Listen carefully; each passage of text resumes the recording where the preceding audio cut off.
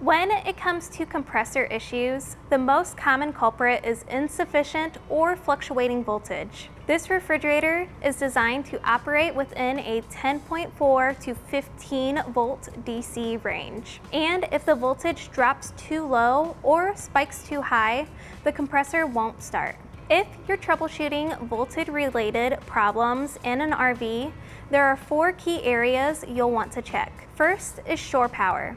Is your RV receiving a stable power supply? Unstable voltage from shore power can prevent the compressor from starting or running efficiently. Next is the battery. Is the battery correctly rated, properly installed, and in good condition? A weak or aging battery can lead to inconsistent voltage delivery. Next, the converter. A faulty converter may cause voltage fluctuations or fail to supply sufficient power to the refrigerator. And last, the wiring.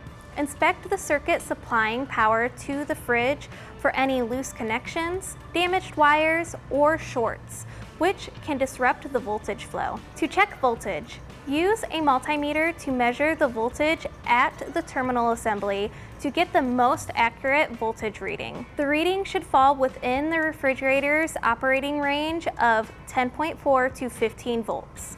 If the voltage is too low or too high, amp draw readings won't provide an accurate diagnosis. If low or unstable voltage is detected, the refrigerator may enter lockout mode to protect the compressor from damage. In this case, a hard reset is required. Once you've verified voltage, it's time to check the amp draw. Measuring the compressor's amperage can help diagnose issues such as low coolant levels, connection problems, or even a stalled compressor. If low amp readings suggest a refrigerant issue, it's important to check for leaks. The 2 methods to do this are to use an electronic leak detector, which is a quick and effective tool, or perform a visual inspection, looking for oil residue on the refrigerant tubing. This is a common sign of a leak.